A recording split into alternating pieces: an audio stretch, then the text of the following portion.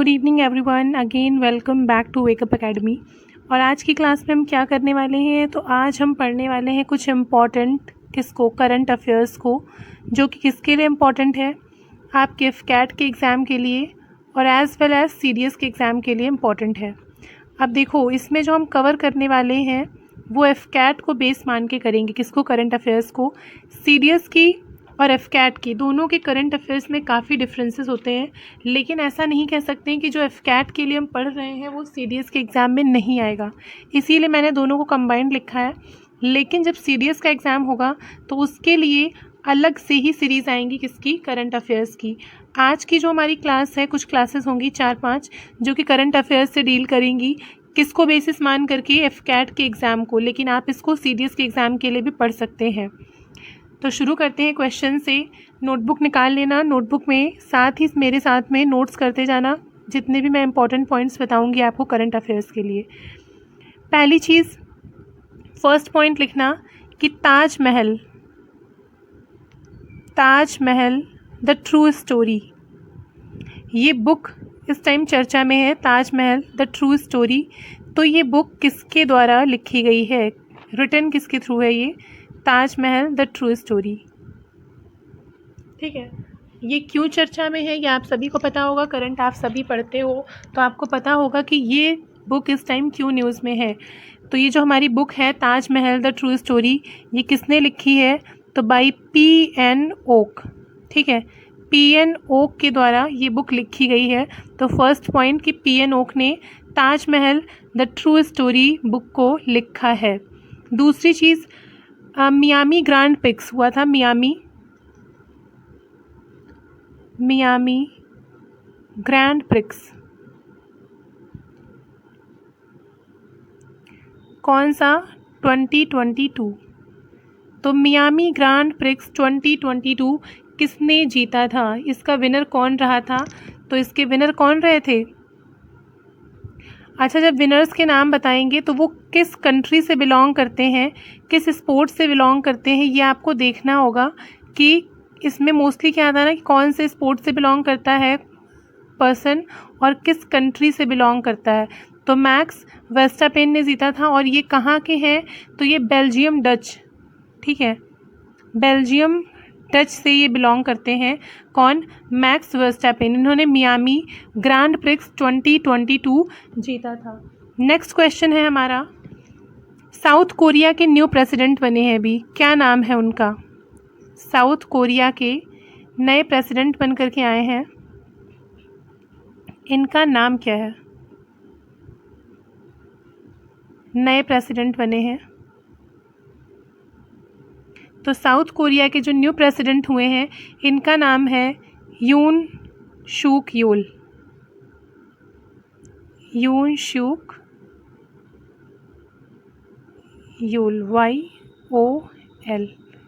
ठीक है, ये कौन है? ये साउथ कोरिया के न्यू प्रेसिडेंट बने हैं।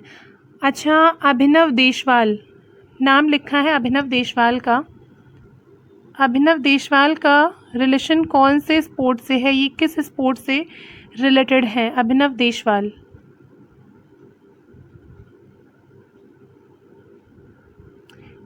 तो इनका नाम क्यों लिखा गया है? तो अभी हमारे जो 24th डिफलम्पिक्स हुए थे, 24th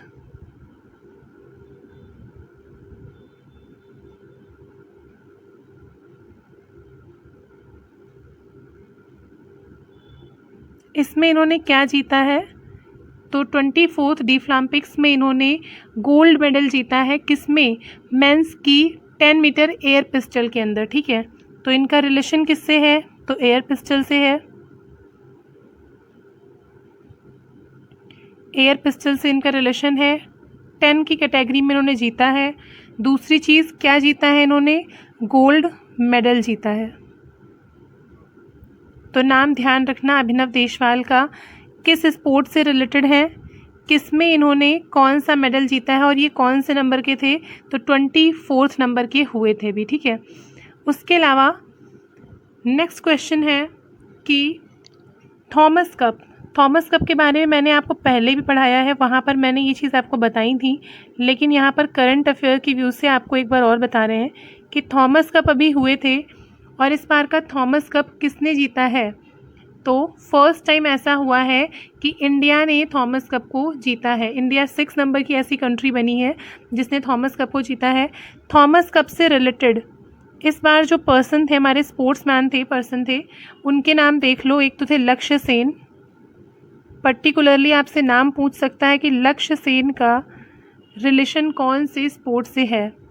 एक किदाम्बी श्रीकांत,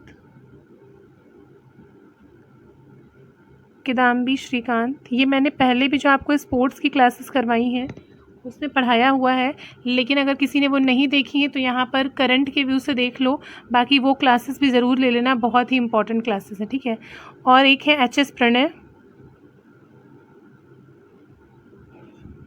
ठीक है। ये किससे रिलेटेड थे? तो सिंगल्स में, इन्होंने सिंगल्स में जीता है।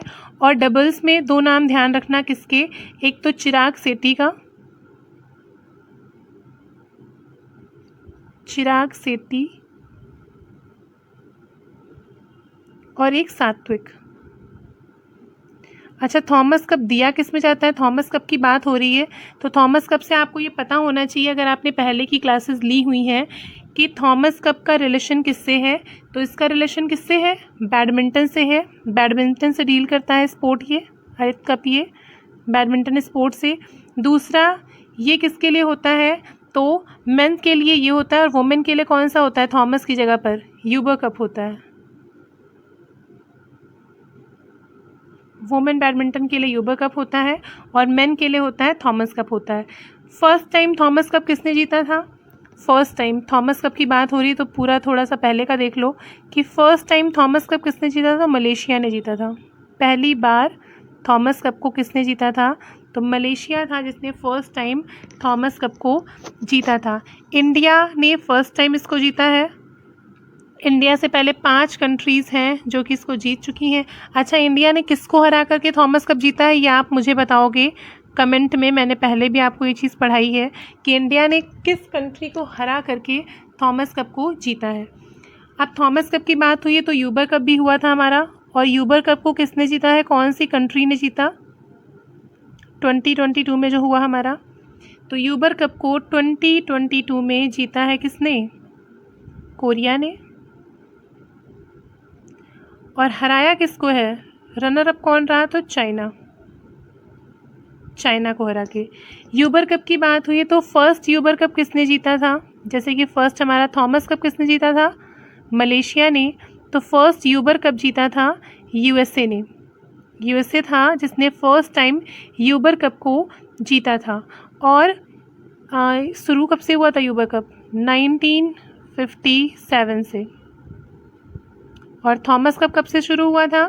तो थॉमस कप शुरू हुआ था 1949 से, ठीक है, थॉमस कप। और यूबर कप कब शुरू हुआ? तो 1957 से। अच्छा, अभी किसने ऐसा टारगेट किया है कि स्पेस के अंदर सोलर प्लांट्स को डेवलप किया जाएगा? स्पेस में सोलर प्लांट्स, बहुत बड़ा बड़ा सा मतलब स्ट्रक्चर बनाया हुआ है इसका कि स्पेस के अंदर क्या बनाया जाएगा? सोलर प्लांट,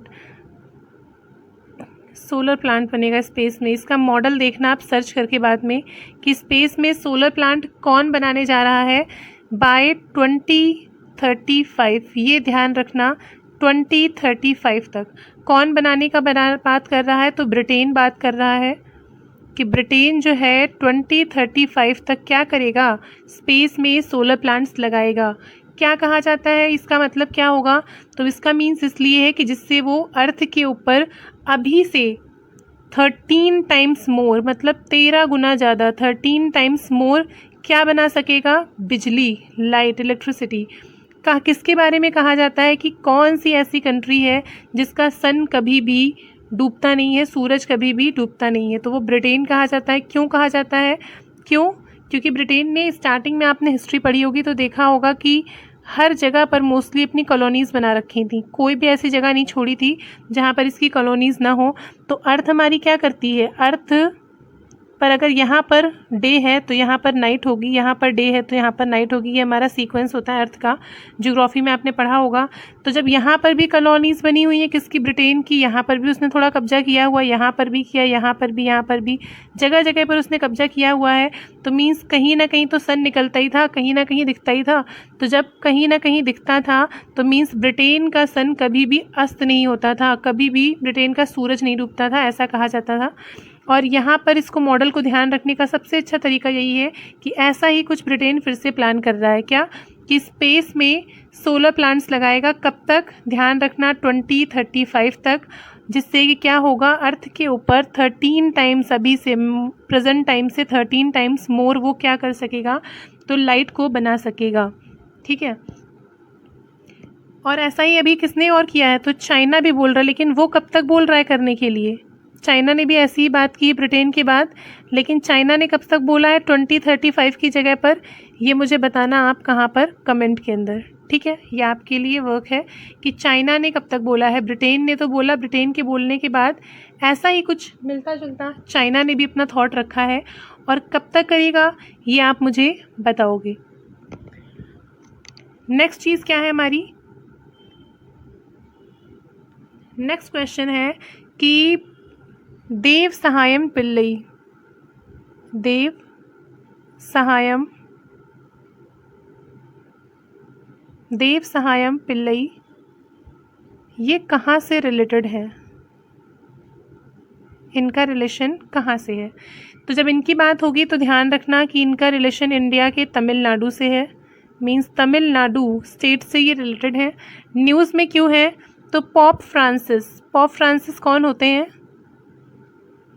जो कि पूरे वर्ल्ड में, पूरी दुनिया के अंदर किसी को सेंट होने का दर्जा देते हैं, किसी को इस काबिल समझते हैं कि हाँ उनको संत बनाया जा सकता है, किसी को संत डिक्लेयर करते हैं, ये होते हैं पॉप फ्रांसिस। ठीक है, इन्होंने क्या किया है, इंडिया के तमिलनाडु के देव सहायम पिल्लई को क्या घोषित किया है, तो संत का दर्जा दिया है। इम्पॉर्टेंट क्यों है, तो इम्पॉर्टेंट इनका नाम इसलिए है क्योंकि ये फर्स्ट इंडियन बने हैं जिन्हें पॉप फ्रांसिस के द्वारा ऐसा कोई दर्जा दिया गया है। ठीक है, फर्स्ट इंडियन बने, तो इनका नाम ध्यान रखना, देव सहायम पिल्लई। ठीक है, उसके अलावा बीवी दोषी, ये कौन है, बीवी दोषी। तो बीवी दोषी की बात की जाएगी तो बीवी दोषी कौन है, ये इंडियन आर्किटेक्ट है। ध्यान रखना कि ये कौन है, तो इंडियन आर्किटेक्ट है। इनको हम क्यों पढ़ रहे हैं, तो इनको हम इसलिए पढ़ रहे हैं क्योंकि इन्हें अभी क्या मिला है, इन्हें रॉयल गोल्ड मेडल 2022 मिला है। ठीक है, किसे, बीवी दोषी को। बीवी दोषी कौन है, तो ये इंडियन आर्किटेक्ट है। न्यूज़ में क्यों है, क्योंकि इन्हें क्या मिला है, तो इन्हें रॉयल गोल्ड मेडल 2022 मिला है, इसीलिए इनको हम न्यूज़ में स्टडी कर रहे हैं। नेक्स्ट इसके बाद क्या है, South Korea. Most important question for your AFCAT exam as well as CDS exam 2 कि साउथ कोरिया में क्या हुआ। अभी साउथ कोरिया जो है हमारा, साउथ कोरिया में क्या हुआ, साउथ कोरिया न्यूज़ में है। साउथ कोरिया की जो स्पाई एजेंसी है साउथ कोरिया की, उसने क्या किया है, नाटो का साइबर डिफेंस ग्रुप, नाटो का साइबर डिफेंस ग्रुप जो है वो ज्वाइन किया है। किसने, साउथ कोरिया ने। साउथ कोरिया की स्पाई एजेंसी जो है उसने क्या किया है, उसने नाटो का साइबर डिफेंस ग्रुप ज्वाइन किया है। इम्पॉर्टेंट क्यों है, अच्छा बहुत लोग ज्वाइन करते हैं, लेकिन साउथ कोरिया क्यों इम्पॉर्टेंट है, तो साउथ कोरिया इसलिए इम्पॉर्टेंट है क्योंकि फर्स्ट एशियन कंट्री बनी है जिसने ऐसा किया है। फर्स्ट एशियन कंट्री बनी है जिसने क्या किया है, नाटो का साइबर डिफेंस ग्रुप ज्वाइन किया है। किसने, साउथ कोरिया की स्पाई एजेंसी ने। अब नाटो की बात आ गई है, ध्यान रखना नाम इसका, साउथ कोरिया का फर्स्ट एशियन कंट्री बनी है, एशिया की फर्स्ट कंट्री बनी है जिसने ऐसा किया है। नाटो का नाम आया तो नाटो से बताओ कि नाटो के अंदर कौन कौन से मेंबर्स होते हैं और नाटो का हेडक्वार्टर कहाँ है, ये आपके एफकैट के एग्ज़ाम के लिए इम्पोर्टेंट क्वेश्चन है। नाटो का हेडक्वार्टर कहाँ पर है, तो ब्रुसेल्स बेल्जियम के अंदर है। ब्रुसेल्स बेल्जियम में नाटो का हेडक्वार्टर है। अच्छा, नाटो के हेडक्वार्टर से ध्यान आया, मोस्ट इम्पॉर्टेंट जो हमारे हेडक्वार्टर्स होते हैं किसके, जैसे हमारा WTO हो गया, यूनाइटेड नेशन हुआ, और यूनिसेफ हुआ, और WTO हुआ, WHO हुआ, और ये हमारा क्या, नाटो हुआ। मतलब मोस्ट इम्पॉर्टेंट जितने भी हमारी बॉडीज़ हैं, इनके हेडक्वार्टर्स कहाँ पर है, प्लीज़ इसको पढ़ कर के जाना कि किनके हेडक्वार्टर्स कहाँ पर हैं। लूसेंट बुक के अंदर आपको ये पूरा टॉपिक मिल जाएगा, एक पेज का, एक पेज में आपको सारे हेडक्वार्टर्स दिए हुए हैं। बहुत ही इंपॉर्टेंट है, प्लीज़ इसको पढ़ लेना, क्योंकि कभी कभी डायरेक्टली सीधा सीधा क्वेश्चन यही आ जाता है। एक आपको मैं बात बता दूं कि जितने भी W से शुरू होंगे O पर ख़त्म होंगे, मोस्ट ऑफ द टाइम्स इनके हेडक्वार्टर आपको कहाँ पर मिलेंगे, कहाँ पर मिलेंगे, तो ये आपको मिलेंगे जेनेवा स्विट्ज़रलैंड के अंदर। ठीक है, ध्यान रखना कि जो भी W से शुरू होंगे और किस पर ख़त्म होंगे, O पर ख़त्म होंगे, जैसे कि WTO हो गया, WHO हो गया, और भी जितने भी हैं W से शुरू हैं, O पर ख़त्म है, बीच में T आए, H आए, 2 नंबर्स आ जाएँ, अल्फ़ाबेट आ जाए, कुछ भी हो, मोस्ट ऑफ द टाइम्स क्या होगा, तो W से शुरू होने O पर ख़त्म होने वाला का हेडक्वार्टर्स आपको कहाँ मिलेगा, तो ये आपको मिलेगा जेनेवा स्विट्ज़रलैंड के अंदर। तो इसको बस ऐसे ही ध्यान रखना। बाकी इम्पॉर्टेंट है कि आप इनके हेडक्वार्टर्स कहाँ पर होते हैं, ये एक बार को पढ़ लेना। ठीक है, नेक्स्ट देखते हैं एक्सरसाइज 2। नाटो का नाम आया है तो 2 एक्सरसाइज भी जान लो कि क्या है, डिफेंडर यूरोप, डिफेंडर यूरोप, और स्विफ्ट रिस्पॉन्स, स्विफ्ट रिस्पॉन्स। ये 2 एक्सरसाइजेज हैं, और ये किसकी एक्सरसाइजेज हैं, तो ये दोनों ही नाटो की एक्सरसाइज हैं, ये ध्यान रखना। डिफेंडर यूरोप और स्विफ्ट रिस्पॉन्स, ये दोनों किसकी एक्सरसाइज हैं, तो ये नाटो की एक्सरसाइज हैं। ठीक है, नेक्स्ट पॉइंट है कि वर्ल्ड प्रेस फ्रीडम इंडेक्स, बहुत इम्पॉर्टेंट है, वर्ल्ड की press freedom index. Press freedom index का मतलब क्या होता है कि किस देश में, किस देश की प्रेस को कितनी ज़्यादा फ्रीडम दी हुई है, मतलब बोलने की, अपने थॉट्स को रखने की, गवर्नमेंट के बारे में, पॉलिसीज़ के बारे में, हर एक चीज़ के बारे में अपने थॉट्स को रखने की, किस कंट्री ने अपनी प्रेस को, मीडिया को कितनी ज़्यादा फ्रीडम दे रखी है। तो इसके अंदर इंडिया की रैंक 2022 में कौन सी आई है, तो 2022 में इंडिया की रैंक आई है 150, पहले से भी और ज़्यादा अच्छी हो गई है, अच्छी इन द सेंस आप समझ गए होंगे। ठीक है, 150। अब ये कितना सही है कितना गलत है, किस बेसिस पर ये लोग निकालते हैं प्रेस फ्रीडम इंडेक्स, ये आपके एफकैट के लिए इम्पोर्टेंट नहीं है। इतना इम्पोर्टेंट है कि रैंक कौन सी आई है, 150 आई है। प्रेस फ्रीडम डे कब हम मनाते हैं, तो मनाते हैं हम 3 मई को। 2022 का हमने मनाया है किसको, 3 मई को मनाया है। संतोष ट्रॉफी, संतोष ट्रॉफी किसने जीती, संतोष ट्रॉफी, इनको बस 1 लाइनर के थ्रू याद कर लो, ऐसे ही लिख करके, ज़्यादा आसान पड़ेंगे, क्योंकि इसमें बहुत ज़्यादा एक्सप्लेन करने वाली चीज़ें नहीं है, और एक्सप्लेन करेंगे तो फिर वो अलग लेवल पे चला जाएगा, कैट के लिए उसकी ज़रूरत नहीं है। तो संतोष ट्रॉफी किसने जीती है, तो केरल ने जीती है संतोष ट्रॉफी। हराया किसको है, तो केरल ने हराया है वेस्ट बंगाल को। ठीक है, केरल ने जीती है, और हराया किसको है, तो वेस्ट बंगाल को हराया है। नेक्स्ट क्या है क्वेश्चन हमारा इसमें, देश का, इंडिया का फर्स्ट इथेनॉल प्लांट कहाँ पर लग रहा है। ठीक है, इंडिया का फर्स्ट इथेनॉल प्लांट कहाँ पर लगने वाला है, ये कहाँ पर शुरू हुआ लगना, तो बिहार के अंदर। ध्यान रखना कि इंडिया का फर्स्ट इथेनॉल प्लांट मीन्स देश का पहला इथेनॉल प्लांट कहाँ पर लग रहा है, तो ये लग रहा है बिहार के अंदर। ठीक है, नेक्स्ट क्या है, तो नेक्स्ट है हमारा रामगढ़ विषधारी। रामगढ़ विषधारी ये क्या है? रामगढ़ विषधारी तो ये क्या है? तो ये इंडिया का 52nd, अभी तक कितने हैं? 51 है। 52nd क्या बना है? टाइगर रिजर्व बना है। ठीक है, इंडिया का 52nd टाइगर रिजर्व बना है। कौन? रामगढ़ विषधारी। कहाँ पर है ये टाइगर रिजर्व बना है जो हमारा? तो ये है हमारा राजस्थान के अंदर। ठीक है, राजस्थान से एक होता है हमारा सरिस्का। सरिस्का भी कहाँ पर है? तो ये भी हमारा कहाँ है? राजस्थान में है। रामगढ़ विषधारी को ध्यान रखना, सीडीएस के एग्जाम के लिए और एफकैट के लिए, दोनों के लिए इम्पोर्टेंट है। नेक्स्ट क्या है? फोर्ब्स की जो लिस्ट आती है, फोर्ब्स की लिस्ट आई किसकी? एथलेटिक्स की, एथलीट्स की लिस्ट आई है। और एथलीट्स की लिस्ट में सबसे ज़्यादा अर्निंग करने वाली लिस्ट में टॉप किसने किया है? तो सबसे ज़्यादा अर्निंग किसने की है? तो मैसी ने टॉप किया है कि फोर्ब्स की जो एथलीट्स की लिस्ट आई है जिसमें सबसे ज़्यादा अर्निंग की है उसमें टॉप किसने किया है? मैसी ने किया है। मैसी किस स्पोर्ट से रिलेटेड है और स्पोर्ट के साथ साथ में ये कौन सी कंट्री से बिलोंग करते हैं, ये आपको खुद से देखना है। अगर आपको पता है तो अच्छी बात है, आप कमेंट में बता सकते हो। नहीं पता है तो फिर आपको ये एक बार चेक कर लेना। और उसके बाद क्या है? नेक्स्ट क्वेश्चन है हमारा कि इटालियन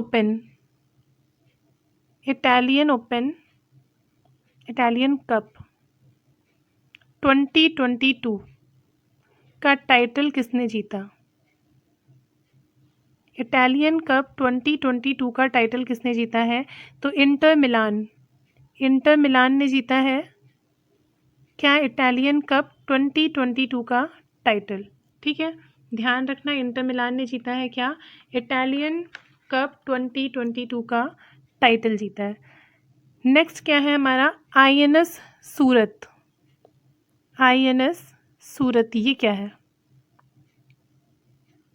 देखो, आईएनएस सूरत की बात करेंगे तो आईएनएस सूरत हमारी गाइडेड मिसाइल डिस्ट्रॉयर है। इसकी बस ये चीज़ ध्यान रखना कि ये है क्या? गाइडेड मिसाइल डिस्ट्रॉयर है ये। अच्छा, आईएनएस की फुल फॉर्म क्या होती है?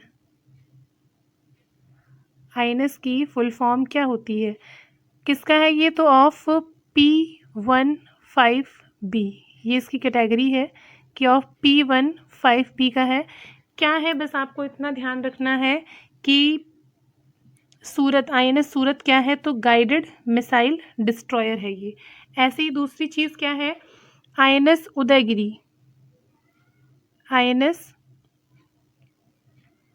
उदयगिरी ये क्या है? तो आईएनएस उदयगिरी जो है वो हमारा स्टेल्थ फ्रिगेट है। ठीक है, स्टेल्थ फ्रिगेट है। और ये कौन सी कैटेगरी से बिलोंग करता है? इसमें बस इतना ही ध्यान रखना है कि ये है क्या, बस इतना ध्यान रखना है। Of P17A। ठीक है। अच्छा, स्टेल्थ टेक्नोलॉजी क्या होती है? स्टेल्थ टेक्नोलॉजी का मतलब क्या होता है? देखो, जैसे कि क्या होता है ना कि कोई कंट्री है, ये एक कंट्री है, ये एक कंट्री है, कंट्री के नाम कोई भी ले लो। ये एक कंट्री है, ये दूसरी कंट्री है। अब इस कंट्री का जो बॉर्डर है, यहाँ से कोई कंट्री से मतलब इनके प्लेन्स हुआ, मिसाइल्स हुआ या कुछ भी इधर आ रहा है, तो इसको पता कैसे चलेगा? ए को कैसे पता चलेगा कि हाँ इस कंट्री से या कोई चीज़ भी हमारी कंट्री की तरफ आ रही, हमारे देश में कोई चीज़ आ रही है बाहर से उड़ करके, तो ये कैसे पता चलता है? रडार लगे होते हैं सभी ने अपने बॉर्डर्स पे या सिस्टम्स में, जितने भी इनके क्वार्टर्स होते हैं वहाँ पर क्या लगा रखे हैं? रडार लगा रखे हैं। इसका काम क्या होता है? तो ये रडार जो होता है अपने आप से क्या निकालता है? रेंजेस निकालता रहता है। कोई भी चीज़ जो आती है वो इसको कैच करके यहाँ से वेव्स वापस लौटती हैं और अलार्म बजाने लगती हैं। उससे क्या होता है कि इस कंट्री को पता चल जाएगा कि हाँ कोई बाहर से कोई चीज़ हमारे यहाँ पर आ रही है। जैसे कि सपोज़ आपका कोई हेलीकॉप्टर आ रहा है, ठीक है, ये हेलीकॉप्टर है और ये मान लो कि यहाँ पे एक कंट्री है, वहाँ पर आ रहा है। अब ये इस तरह से आ रहा है, यहाँ पर इन्होंने रडार लगा रखे हैं अपने यहाँ पर। रडार से क्या वेव्स निकल रही हैं? रेडियो एक्टिव डिटेक्शन रेंजेस निकल रही हैं, वो क्या करेंगी, जब इससे टकराएंगी तो इस हेलीकॉप्टर से टकरा करके वो वापस लौटेंगी और क्या करेंगी, यहाँ पर सिग्नल्स दे देंगी, जिससे यहाँ पर पता चल जाएगा कि क्या है, कोई बाहर की चीज़ हमारे देश में एंट्री कर रही है। स्टेल्थ टेक्नोलॉजी क्या होती है?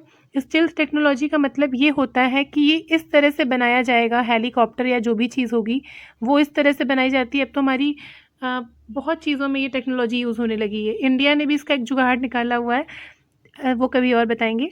तो इसमें क्या होता है ना कि स्टेल्थ टेक्नोलॉजी पे बेस्ड होने का मतलब ये है कि ये वेव्स आई तो रडार से रेडियो एक्टिव डिटेक्शन रेंज निकल के आई, लेकिन ये वापस नहीं जा पाएंगी। वापस नहीं जा पाएंगी मतलब ये टेक्नोलॉजी ऐसी होती है कि ये इन वेव्स को अपने अंदर ही क्या कर लेती है, एब्जॉर्ब कर लेती है, इन्हें वापस नहीं लौटने देती है। तो मीन्स इस कंट्री को पता नहीं चल पाएगा कि इसके यहाँ पर बाहर से कोई आ रहा है या नहीं आ रहा है। तो मीन्स क्या हुआ कि खुद को बचाने के लिए कि कोई आपको कैच नहीं कर पाए, क्या यूज़ होती है, स्टेल्थ टेक्नोलॉजी। INS उदयगिरी के लिए ध्यान रखना कि ये किस पर बेस्ड है, तो ये स्टेल्थ फ्रिगेट है P-171 का, इसको मत ध्यान रखना, बस लिख दिया है, ये ध्यान रखना, ठीक है। बहुत बता दिया स्टेल्थ के बारे में।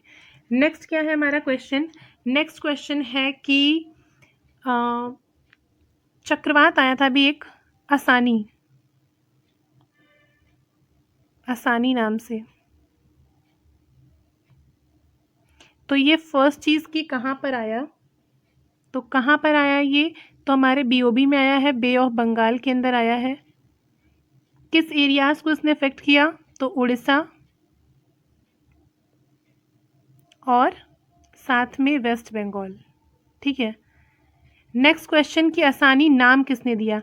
नाम देने की एक सीरीज चलती है, एक प्रॉपर नाम की लिस्ट बनी हुई है कि अगला कोई भी आएगा तो उसको कौन नाम देगा, अगले को कौन नाम देगा। तो लिस्ट के अकॉर्डिंग ये नाम किसके उसमें था, तो ये श्रीलंका ने दिया है नाम। मतलब बे ऑफ बंगाल के अंदर अभी चक्रवात आसानी आया, कहाँ, उड़ीसा और वेस्ट बंगाल को इसने इफेक्ट किया ज़्यादा, और इसको नाम किसने दिया आसानी, तो that is given by Sri Lanka, Sri Lanka ने दिया, ठीक है। नेक्स्ट क्या है क्वेश्चन? नेक्स्ट क्वेश्चन है कि ऑपरेशन सतर्क, ऑपरेशन सतर्क किसने चलाया, तो ये चलाया हमारी RPF ने, RPF के द्वारा ये चलाया गया। कौन सा? ऑपरेशन सतर्क। अच्छा, इसरो ने क्या प्लान किया है, इसका ईयर ध्यान रखना। इसरो ने प्लान किया मिशन टू वीनस, कब तक के लिए, तो 2024 के लिए। इसमें हालांकि कुछ अभी लेटेस्ट अपडेट हुए हैं, पुरानी चीज़ है ये, लेकिन एक बार को ध्यान रखना, इसके लेटेस्ट अपडेट भी पढ़ा देंगे कि इसरो ने प्लान किया है मिशन टू वीनस 2024 के लिए। दूसरी चीज़ है हर्षदा शरद गरुड़, ये कौन है? हर्षदा शरद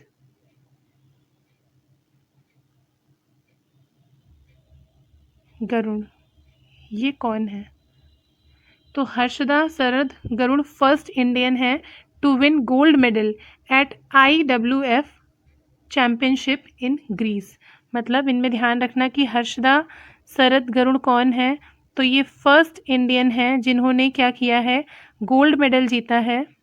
फर्स्ट इंडियन जिन्होंने गोल्ड मेडल जीता, किसमें? IWF चैम्पियनशिप में।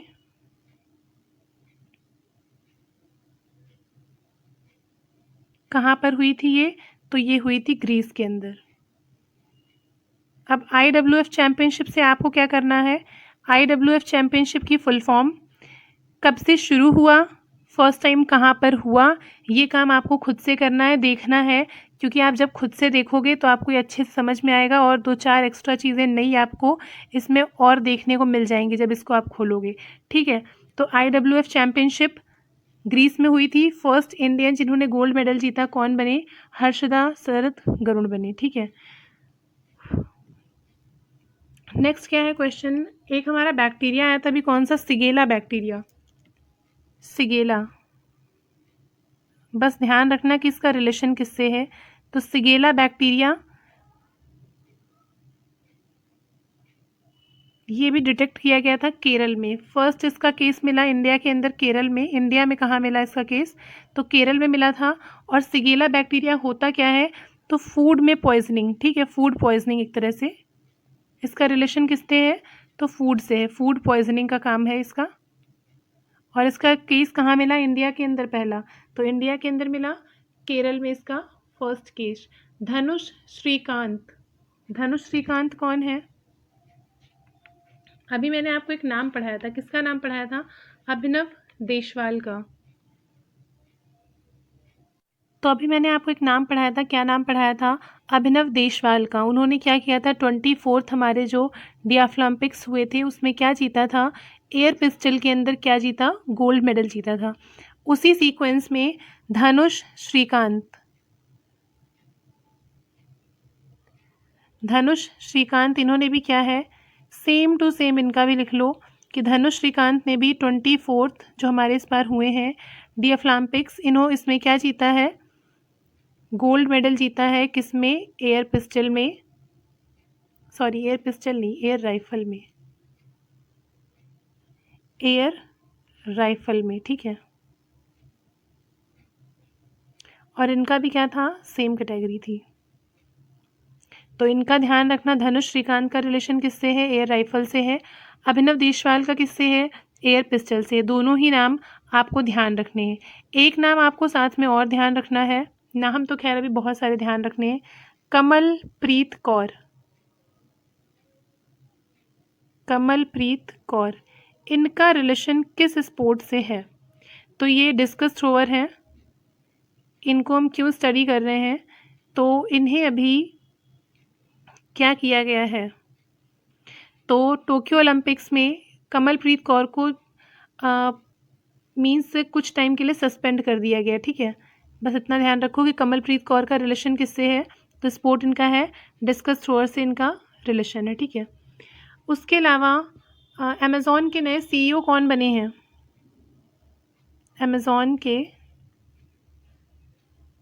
न्यू सीईओ कौन अपॉइंट हुए हैं? तो एंडी जैसी, एंडी जैसी ये कौन बने हैं? तो ये अमेज़ॉन के नए सीईओ बने हैं। नेक्स्ट क्वेश्चन, सेला टनल, सेला सुरंग बोलते हैं ना, सेला सुरंग। इंग्लिश वाले इंग्लिश में लिख लो, वैसे एग्ज़ाम भी इंग्लिश में ही है। सेला टनल ये कहाँ पर है हमारी? तो कहाँ पर है? ध्यान रखना कि सेला टनल हमारी अरुणाचल प्रदेश में है।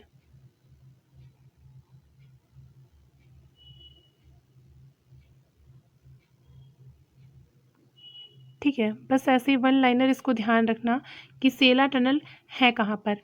एक और बहुत ज़्यादा इम्पोर्टेंट क्वेश्चन, सुप्रीम कोर्ट में इस बार क्या हुआ है?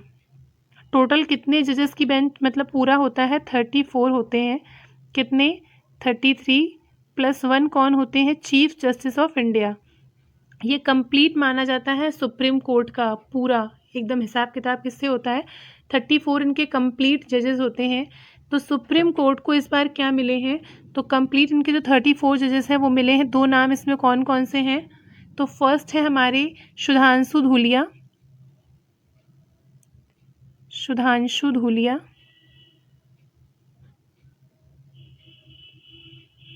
और दूसरे कौन है?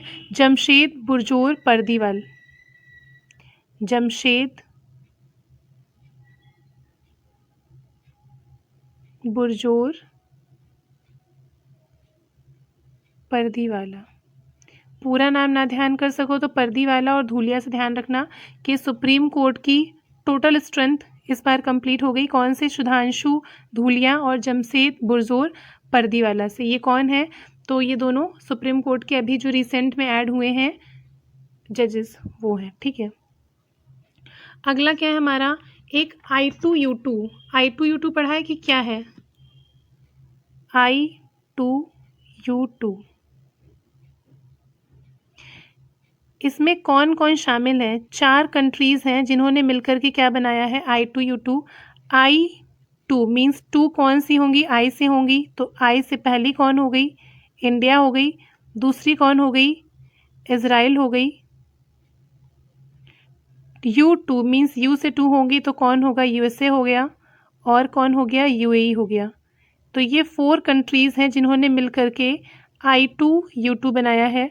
I2U2 किस लिए बनाया गया है, कौन सी चीज़ों पर फोकस्ड है, किन एम्स पर फोकस करके बनाया गया है, ये आप चेक करना, इसके बारे में पढ़ना। आगे वाले क्वेश्चंस में मतलब आगे के एग्जाम से बहुत ज़्यादा इंपॉर्टेंट, जैसे कि लास्ट में आप कुछ टाइम से क्या देख रहे थे, क्वाड को देख रहे थे, उसी तरह से क्वाड के साथ साथ अब तो ये पुराना ही हो गया, मीटिंग कहाँ पर हुई ये सब वगैरह पूछ सकते हैं, बाकी नेशन सब नहीं पूछेगा। I2U2 के नेशंस ध्यान रखना और किन एम पर फोकस्ड करके इसको बनाया गया है ये भी ध्यान रखना, ठीक है।